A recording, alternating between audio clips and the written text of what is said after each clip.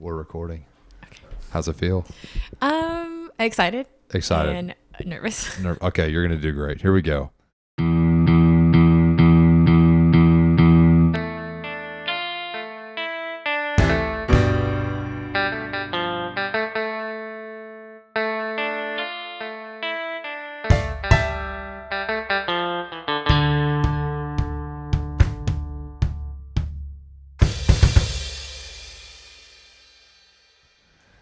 Cattle Call Podcast.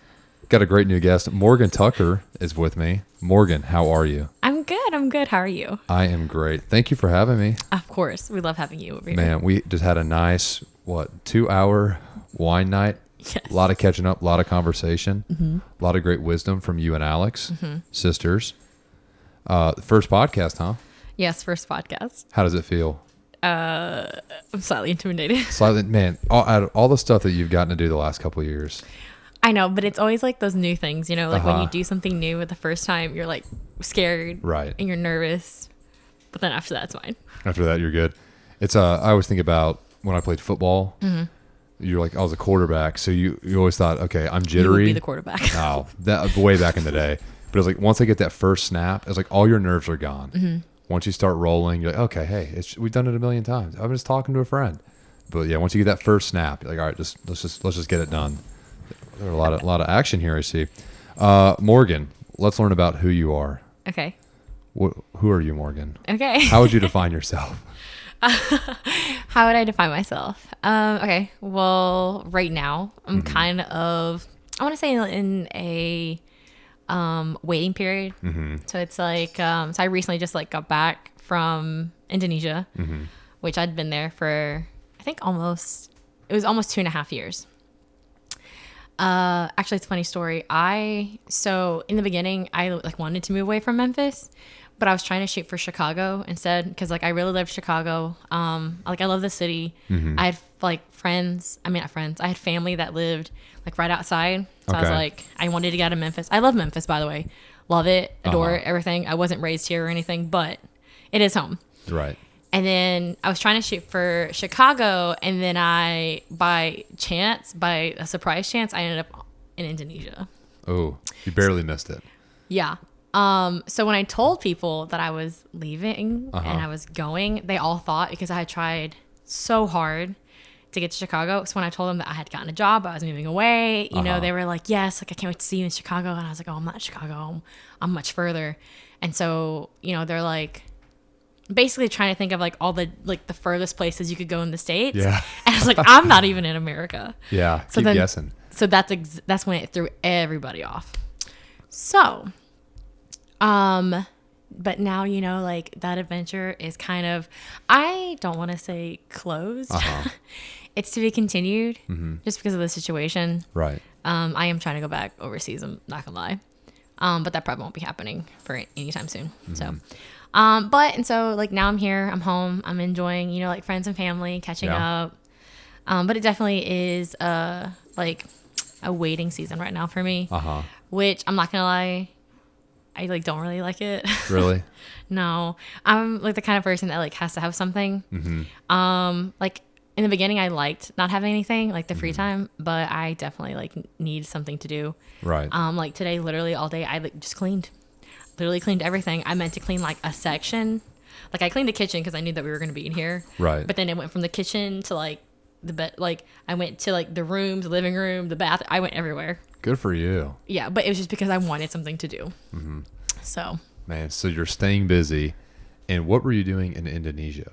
So when I was in Indonesia, I was a ESL teacher, which... That English is a second language? Right. Okay. Yeah. And then... So it was a surprise to me, but when someone else is learning English as like their second language, they're taught it a lot different than we were taught when like we had English classes. Okay. I mean, it still focuses like on the grammar and the structure, like structures and that kind of things.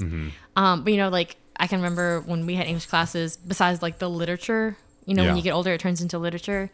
It's a lot different for them because like with them, they try to basically... they focus on the grammar with it and like the vocabulary, but it's all about like the what do you call it? Authenticity of it. Okay. So it's like being able to use it in like real life and stuff, which is more fun. That is cool. Okay. So the learning of it is more fun. So I was an ESL teacher, and I worked for a pretty big company, like overseas actually. They're called Education First, and I worked in their English First program. And a lot of people know this company because they have these special like travel groups, like what is it called?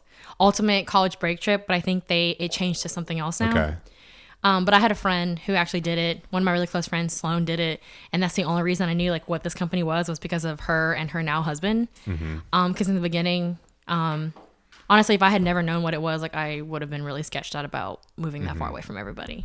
Gotcha. But it's a pretty big company. They were really good to me. I loved it. But at the same time, it was like a lot of work too. Right. I taught for them. So technically it's an education company. They're not really like a school. But I did a partnership with a local school in Jakarta, which was like a lot of fun. And I think that's where I kind of like fell in love with teaching, is with that part of it.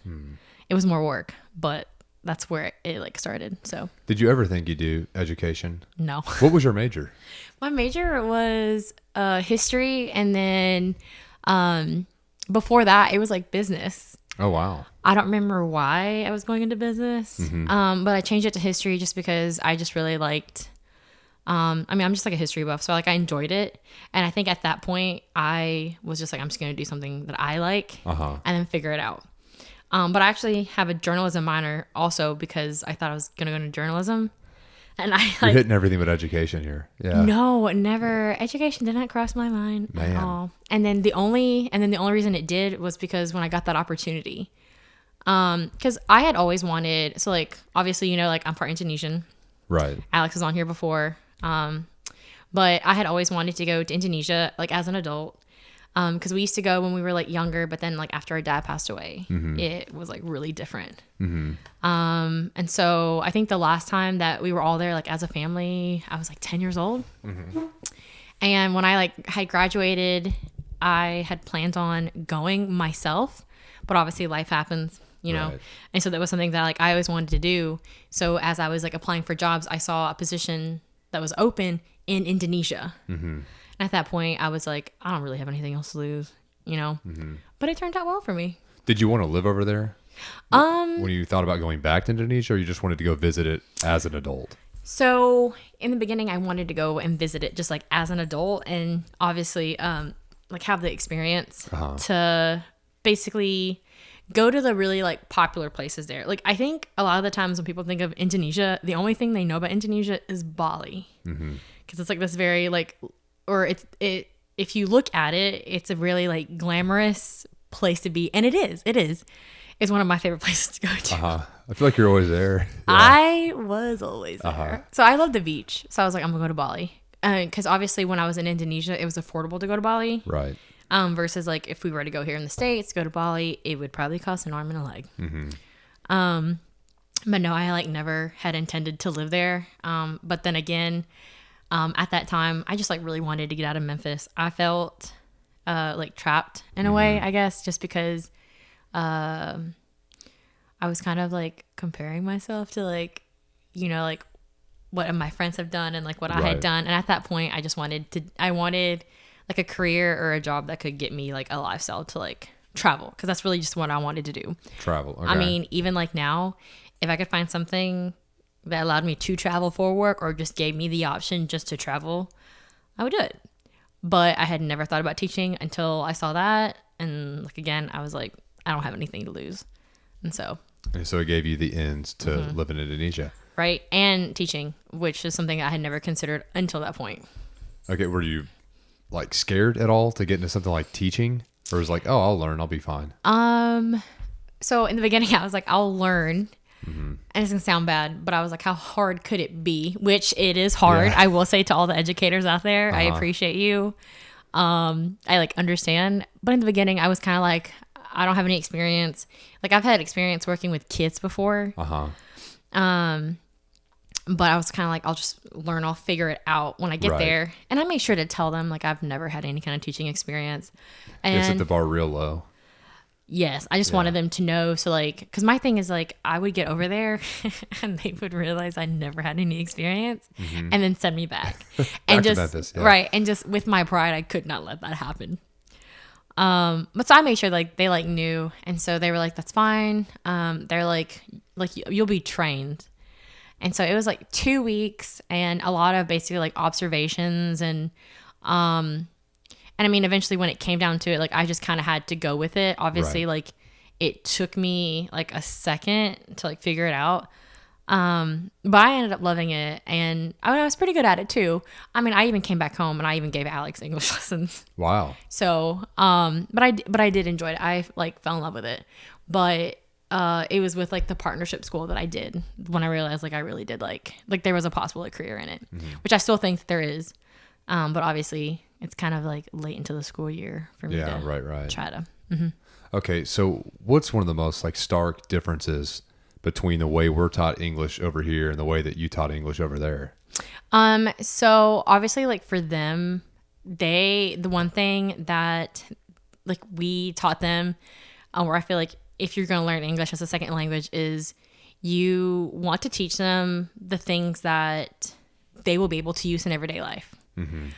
So obviously depending on like when you start learning, like for kids, it's all about the things that they can recognize. So it's like being able to introduce themselves. Okay. Like I can remember whenever, with like my really like, little people, the first thing we would teach them, like little people, I mean, like they're like 3, 4 like young kids, not like midget. No. Okay. I was just making sure. Yeah. No, not midget. No.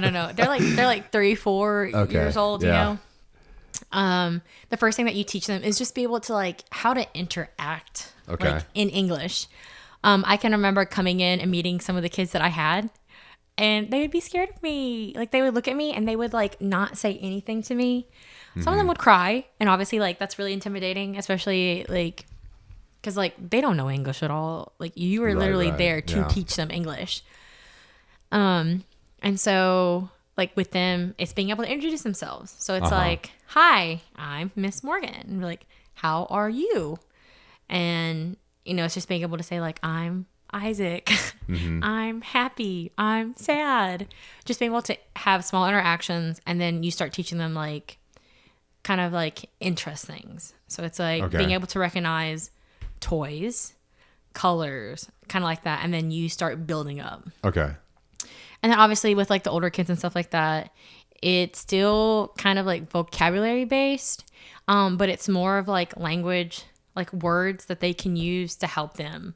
And one of the big things too about like EF where I worked at is they really encouraged like it was travel, but because of like the immersion of it. Okay. So the thing about it is their like mission statement, or I may be chopping it up a little bit, but it's basically like they wanted to open the world. They wanted to open doors through education. Okay. Just because I had a lot of opportunities and things like that. And so in the lessons or like the things that we would teach them were like kind of like the everyday life skills. Okay. Or things that they would do. Like I can remember, you know, teaching them, which I also learned at the time, about like how visas and how like you know what is it, like immigration and things like that work, which is like a very tedious thing. So it's all very different, like music, movies, things like that, just things that they would find interesting basically. And obviously like the older you are or what you're learning it for is very different. But the school that I taught at sorry, you're fine. The school that I taught at was a bit different. That one was a bit like more structured. But at the same time, it was all about basically like it was like a conversation class. Okay. Where at that point you would learn. Is that the cat? Yeah. Cat's playing with the bag. Cat might find some toys. Yeah. Yeah, the cat is out of the bag now. He's a feisty one. Yeah. But like at the school, it was still more of like play game like, if that makes sense. Okay. Okay. You know what a Montessori school is? Yes, it's exactly almost like That's that. what it reminded me of. Okay. But not as structured. Okay. Because like those schools are very like hands-on, but with more like structure to it versus this is almost the same, but it's more of like fun. Gotcha. If that makes sense. It's more like play-like. So. Okay, so, and you were in Jakarta, correct? And is that the capital? Yeah, it's the capital, and it's massive. Yeah, so, I mean, what is it comparable to in America? Is it like a New York, or is it smaller, is it bigger? I think, okay, so I had always explained it like it was like New York, but like on drugs, like steroids. Because it was like compact and as busy as New York. Like I can remember always like being able to hear, like there was some kind of activity in life always going on. Always, yeah. But how Jakarta was, it's so spread out. It's almost like Memphis, how like Memphis runs in with like Germantown, Bartlett, kind of like that. But it was like city-wise, if that makes sense. Yeah, that's just crazy. because it was so big, so big. Man, do you miss it? I do miss it. But obviously I miss it just because of like the people that are there. Right. Do you like being in an area where it's quieter, more leisurely? Kind of, cause like the area that I lived in Jakarta was not like pedestrian like friendly. So sometimes there would be sidewalks and then sometimes there wouldn't be a sidewalk. So you couldn't really like walk. You couldn't really walk there. There were walking bridges that like go over. So like you would have to use that. So like Memphis, it's a lot easier to walk around Memphis and get to places. Obviously having a car would be ideal. Right. But in Jakarta, you didn't need a car. They had these things called Gojek, which is like Uber, but you could use a motorcycle or a car. And obviously because of how compact and how much traffic there was, the motorcycle was the way to go. And it was always really fun. Oh, yeah. I had to ride them in Africa, the little motos. And just weave on through. You just sit on the back with your helmet. Right. And the thing is, like, they aren't afraid of driving. Like, I've been, like, so close to, like a bus and, like, other vehicles where I could, like, kind of, like, touch. Like, I wouldn't have to, like, reach over. Like, you know what I mean? But it was a lot of fun. I always enjoyed it. I always took a Gojek, like a bike. Oh, yeah? Unless I was forced to take a car. Either because it was too far to go or if I was, like, with somebody else, like a group of people. Right. Okay, so you're a history buff. Yes. Did being in another culture help enrich that at all? Did you get to explore and learn more? And kind of, yeah. So growing up, we were kind of like Americanized. We weren't really taught, like, I guess, like our Indonesian culture. I think our mom did try in the beginning, but I guess just because of like maybe like how hard it was for her. Cause like, like Alex had mentioned before when we were here, she didn't know any English. So she like learned as she went. And so it was kind of neat because I got to learn kind of the way that she like did things. Like there were some things like growing up, I'm sure that we're kind of like, why do our parents do it this way? Like that doesn't make sense. But she would always say like, you know, like when I was a kid, like I wasn't allowed to do that because of this, this, and this. Or she would say, you know, in my culture, like this is not how you like treat your parents, or like that's not how you do that. And when I mean like treat, for instance, like back talk, right? It's normal for people, right, to kind of like argue with their parents and the kids want something to say, right? Well, in like Asian cultures, it's like you don't do that. You don't backtalk your parents. That's like a no-no. And so our mom used to get really upset when we would like backtalk her, not just for her Asian, I guess, like reasons. Yeah. And so like once I was like there, I learned a lot about like where like my mom came from, and then kind of like I guess like what shaped like Indonesia like as well. And it was kind of neat just because I like didn't really remember any of that stuff as a kid because like we had been to Indonesia, but I guess just because of maybe how sheltered our mom kept us, because like when I think about it, we didn't really interact with like other people except like my mom's family. And so obviously like I did not know what Indonesia was like outside of my family until I went there by myself. But there was like a lot of like culture shock, and I think like reverse culture shock. What do you mean by that? So like an example, like when I first got there, when I first landed in Jakarta, right, I was really excited. I was ready to go. I was ready to leave to embark on this like new journey. But once I got there, I can remember waiting for the doors to open on the airplane, and literally once I felt the heat, I like I remember I all of a sudden had this like wave of anxiety come over me. And the first thing I thought was like, what did I do? What did I get myself into? But so one of the things is like if you go to a restaurant to eat, right? Like a waiter comes and gets you or a waitress that come and they sit you down and they may ask you like, what do you want to drink? Right. Okay. So like when you get over there, they'll take you to your seat or whatever. But then that's it. They give you a menu and that's it. They walk away. They do not ask you what you want to drink or anything like that yet, because like it's like when you come to eat or I guess like drink or anything like that, it's a part of like socializing, which we think that too, right? Right. But your eating time is like really important. It's like kind of like sacred because so Jakarta is like New York because it kind of reminded me of like the hustle and bustle kind of thing. And so when people would go out to hang out with friends like that was a time that they would take their time. Like my lunch breaks, I could have an hour or maybe like 2 sometimes. It just really depended. And so they would sit you down. And then if you wanted to order a drink, you literally had to call them over, which here, if you wave someone over, it's kind of rude. Yeah. Right? When you call on someone. And so, because that's the thing is they didn't want to bother you. Oh, wow. Yeah. Okay. But see, I didn't figure that out until like, I think maybe like a few months in. Yeah. I used to think that's so rude. Terrible customer service. Exactly. Yeah. I was like, why do they do that? And I don't think I had like realized that it was doing it for everyone. I think the first thing I thought in my head was like, is it because I don't speak Indonesian? Like, oh yeah. They had a word that they would call foreigners. And it was called bule.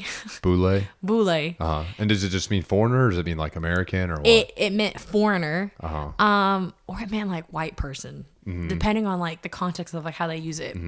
And so obviously like they would try to speak to you in Indonesian regardless. I mean, especially me, because again, like I'm half. I still have some of the features and things like that, but sometimes they would just talk to me in English.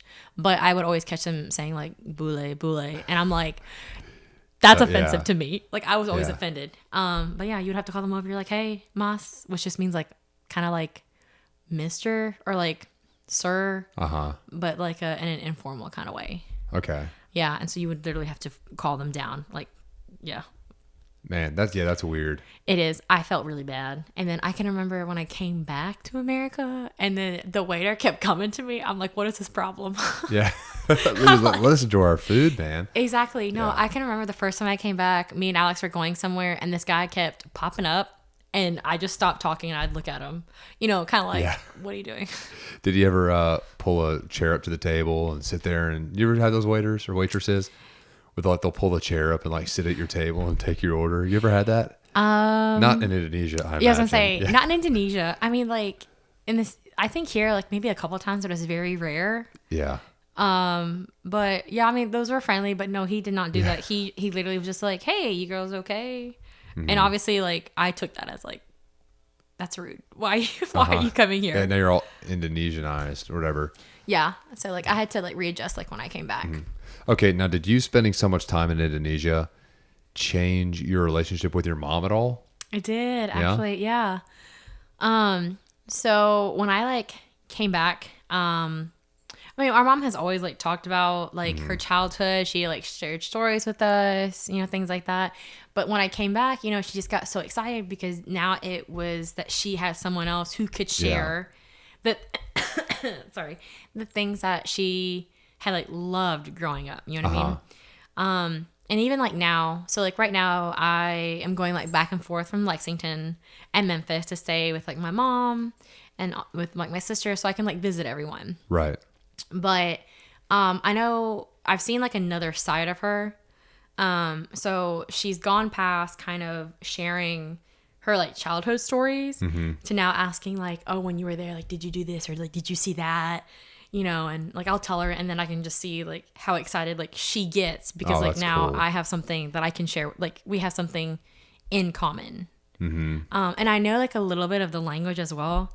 And so, like with my mom, she'll randomly like speak in Indonesian to me and then I can like understand her, you know? Wow. Yeah, that's cool. And so like, I'll like respond back and obviously that like excites her. Cause again, she like never taught us that growing up because she was trying to learn English, Yeah. So that was never taught. So I learned it on my own. That's cool. Yeah, so she never taught me. Okay, did you have to like take classes while you were there, or you just naturally learn it just from conversation and being immersed in the culture like that? Basically being immersed. I learned on my own. I had some lessons, but literally like towards the end. But I basically learned through immersion just by going out and like through other friends. Like I had a lot of really close like Indonesian friends, and I had like a handful of them that I would go out with. Like we would go do things together, and they would teach me some stuff, obviously. Or like, I mean, I would try to speak the language, but because of my accent, there was just some things that like I could not like say. Right. And then your accent was too American. That's exactly what they said to me. Oh, wow. And again, you know, I'm like, well, I'm half Indonesian, and they're like, yeah, but like, you know, and again, I was like, all right, cool. Because I think that's like one thing. So like wherever I went, I was always a minority. Oh yeah. Because like here, technically, I like am one, but even there, like I was also one. Because like when I would tell them like, oh, I'm part Indonesian, they're like, yeah, but they're like, you're American, and it would be because of how I sounded. Really, it wasn't like the way you looked. No, because that's the thing is like I like favored them because I have the dark features, right? But then there were also certain features that were. They described it as like more American, which I didn't really ask about that. But definitely, I always feel like that means heavy. You know, See, I don't know, because every time they talk about being like American, yeah, like big, just a big person. Yeah, actually, there have been a couple of times, and they were like friends' dads. When obviously they knew I was American because they're kids, but they always meant it like in a joking way. Oh, no. And sometimes I felt like they were trying to make it sound like a compliment, but it didn't sound like a compliment. Like it didn't land. Right. And so they're like, you're not American. They're like, you're not. They're like, you're not big. And I'm like, okay. I was like, okay. Thanks. Yeah. But it's very different. It's very different. No. But I think it's definitely brought me and my mom closer together. That's cool. Okay, what's your favorite Indonesian phrase? Is there something you can rattle off? Or is there like just a little, I don't know, like a little expression people throw around? Oh. Just willy-nilly?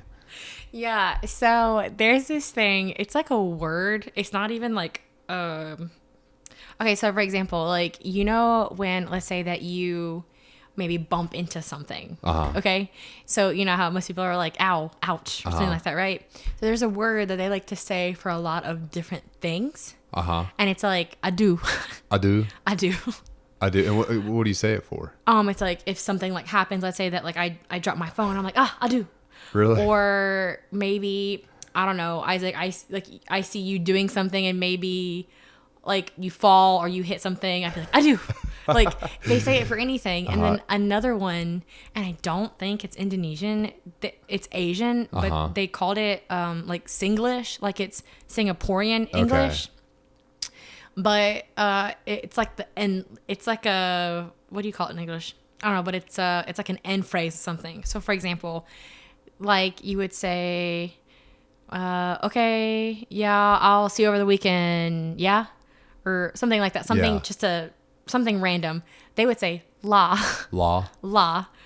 And so they'd be like, yeah la, of course la. And it's always funny. Because like even for them, it's not like grammatically correct, but they all do it. Really? Which is another thing. I would always say yeah after every single thing I said because they would always said yeah. And in the beginning, I thought they did it to make sure I understood them. Right. Right? Because they would always say it in English. But then it turns out they also said it in Indonesian in a way. And they still said yeah? Yeah. So it's like, okay, Isaac, I'll see you next weekend, yeah? Don't forget to bring the wine, yeah? Yeah. And I always thought they did it to make sure I understood their English when really they just said it all the time. So because they said it, I said it. Wow. Which I think is a bad habit. Yeah. It's kind of like, you know. My mom says that I always say, you know, or I'll be talking about like expressing my opinion or my thoughts on it. I always don't know. I don't know. So it's like you say it all the time. You're always ending it. It's such a bad habit. Like, of course, none of us pick up on it. Right. But or you take it like, why are they saying it like that? Yeah. You know? Exactly. But okay. So I think one of the things was is they used to say like apa kabar, which means like what's up. Apa kabar? Apa kabar. They'd be like apa kabar, and you'd be like, Oh, and that's the thing. So like we say what's up to our friends, right? Uh-huh. If you said what's up to them, they'd be like, what do you mean? They didn't understand that means like how are you? Uh-huh. You know? But like that's exactly what like apakabar is to them. Uh-huh. And I used to make fun of them all the time about it because I'm like, it's the same thing. And they're like, no, it's not. That doesn't make sense. They're like, what's up? Yeah. You know, and you're like, the sky. Yeah, right. They never understood it. They like still didn't, which is fine. Lost in translation. That's exactly like what it was. And then something else that me and like, I guess like the international teachers loved doing is we loved saying the word no because we thought it was kind of funny. Because some of my Indonesian friends, they would say like, depending on, I guess like your accent or how you say it, your no's can sound different. Mm-hmm. So there's 2 ways to say no, and it was like tidak and enggak. And then enggak was like the informal way of like if you wanted to talk to your friends, you know. But we loved doing it because every person had a different enggak because it came from like they're like it comes deep from your throat. And so me and my friends used to show each other like our different ngats. Yeah. Which sounds terrible, but it literally just means like no. So we would just go around and be like, no, ngat, ngat. Yeah. Nga. Yeah. Man, that's fun, dude. That makes you want to travel. Okay, so you would travel all the time over there, right? You went all over. What kind of places did you visit? So I've been to Singapore a few times. Let me see, where else did I go? Okay, question about Singapore real quick. Because it's a small country. Right. So is pretty much the country just the city? Or are there actually outskirts to the city that are the country? There are outskirts. Okay. But it's basically like its own like island, like its own like entity. Mm-hmm. But there are like outskirts. So it's like where the airport is like the outskirts of it. It's not that far from like the city part, but they have like farmland. There's like land. Okay. And there's kind of like basically like the suburbs, like it's the suburbs of the city. Kind of like in Crazy Rich Asians. Have you ever seen that? No. Okay, so like that movie. Is it in Singapore? Yes. Oh, okay. And that movie, I don't want to say it's like all true, but there's a lot of there's a lot of like things in that is true that I witnessed after the movie came out because I've been to Singapore. I always had to go to Singapore for a visa run while I waited. So I had to get, when you go into like a foreign country for holiday or anything, you always have to get a tourist visa. Mm-hmm. But I was working there and I needed a business visa, but that takes time, right? So in a lot of countries, you can apply for a tourist visa and you can almost immediately get it. And then, but you get maybe 30 or 60 days, right? Mm-hmm. So without getting into any trouble with like the government, you would have to leave the country for literally like a day, maybe. Oh, wow. And so Singapore and Malaysia are really close to Indonesia and quite affordable to go to from that area. And so I would just always go to Singapore when I had to make these runs. But that movie, if any of you have ever seen Crazy Rich Asians, which it is a good movie, it's very elaborate, but there's a lot of facts in that's also true, which is kind of strange. And I remember seeing the movie, like when it came out, and at that point I'd visit Singapore twice. I was like in awe, and I was like, yeah, I was like, that's true, that's right, I've seen that, like that's yeah. Versus like I remember talking to Alex about it, you know, and she's like, is that real? And I'm like, yes. Like I remember walking around the city and I could just tell who the Crazy Rich Asians were in the city. Oh, okay. So what's the movie about? Okay, so the movie is about I don't remember the names, but it's about this couple. Okay, so there is I think she's a professor. She's she's a teacher or a professor. I don't know, but she works in New York City. Okay, and then her boyfriend, I think he worked with her too. But basically, she had no idea that he was super, super, super rich. And he grew up in Singapore and then moved out of Singapore to the States. But she was Asian, but raised in America. Okay. And I think she was like Chinese. And so they were going on holiday to finally visit his family. Okay. And so throughout the entire time, there is like this thing between... even though they were all like Chinese, but there was this thing between is the fact that they kept telling her she was Americanized. She was an American Chinese. Been there, yeah. Right? Kind of been there, yeah. And so, but basically it talked about like the social classes and things like that. It's a romance. It's a romance movie. But it talked about just like basically like 2 different worlds, which it is exactly. But she was just like an average person. And then she thought she like knew him. But he was very much up like he was very like upper class. Because when she got to Singapore, she realized just how rich he was. His family was like one of the biggest like developers in Singapore. Like he wasn't just rich, he was like the richest. He was like upper echelon. Right. And she had no idea. And so in that movie, it's basically her kind of like learning another side to him.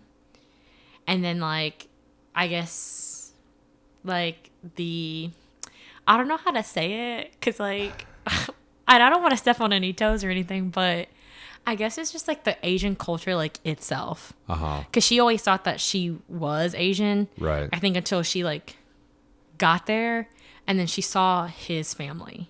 Because again, they just always told her, they were like you're not. Yeah. Like you're not Asian enough is basically what they would tell her. Gotcha. I need to see the movie then. It's really good. Sounds kind of good. It is really good. But it is a romance. They have a lot of like really good actors in there. Do you know who Aquafina is? Not who? Aquafina. No. What's her name? I don't remember. But there's like a famous. She's an Asian stand-up comedian, I think.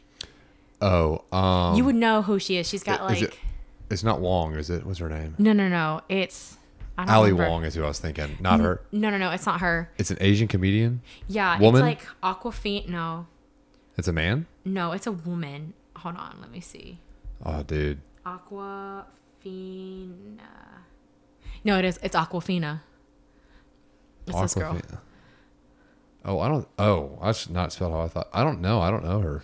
Is she in it? Yeah, she's in it. Oh, okay. And then the main actress, her name is Constant something. She was from like Fresh Off the Boat, which is like also like an Asian show.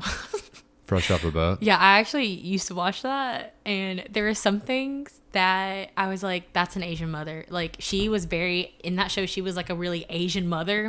I can remember watching that show, and I would like think like that's like, oh my gosh, like we're not Chinese, but like that's exactly what my mom does too.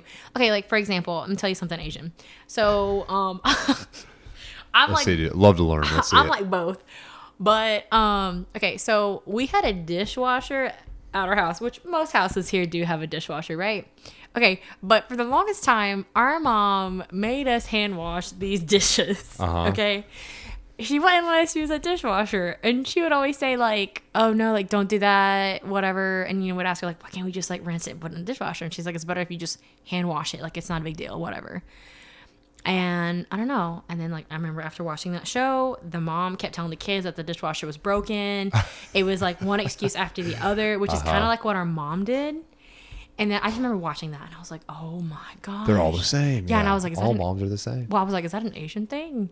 You know, and that's another thing too. When I like first came to Memphis, I didn't really have like any other like Asian friends, so it was hard to kind of like figure that out, you know what I mean? But later in life I got it, and then after talking to other people, I'm like, it's definitely it. Yeah, my mom, when she was younger, she was like a tiger mom.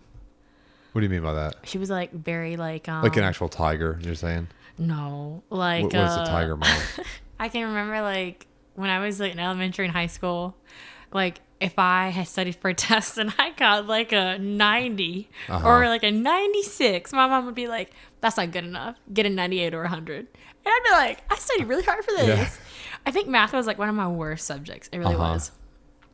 But I remember I was like really proud. I like studied really hard. Actually math was like really hard for me, I'm not gonna lie. I studied really hard for this one test, and I was like, I need this good grade, or like I was gonna be grounded. And when I mean grounded, I don't mean grounded for like a couple of weeks. I was like grounded for like 6 months or something. Dang. And so I remember getting it, and it was passing. I think it was like a B or something. Yeah. And my mom was like, "Oh, good job, but that's not good enough." I'm like, okay. I was like, "What do you want me to get?" She's like, "You need to get an A." I'm like, "Okay." But A is like 100. A Yeah, exactly. And I'm like, all right, well, one thing at a time. And she didn't just do it with me. She did it with my sister. She did it with my brother. And the older she got, she like got less Asian. More lenient. Yeah. More. Yeah. But yeah, it was interesting watching her like growing up and then seeing the different things. And then like as an adult going over there and then seeing these other like Asian moms with their kids. I'm like, that's what my mom did to me too. I was like, I know. It's cultural. Yeah. Yeah. I was like, all right, it's a cultural thing.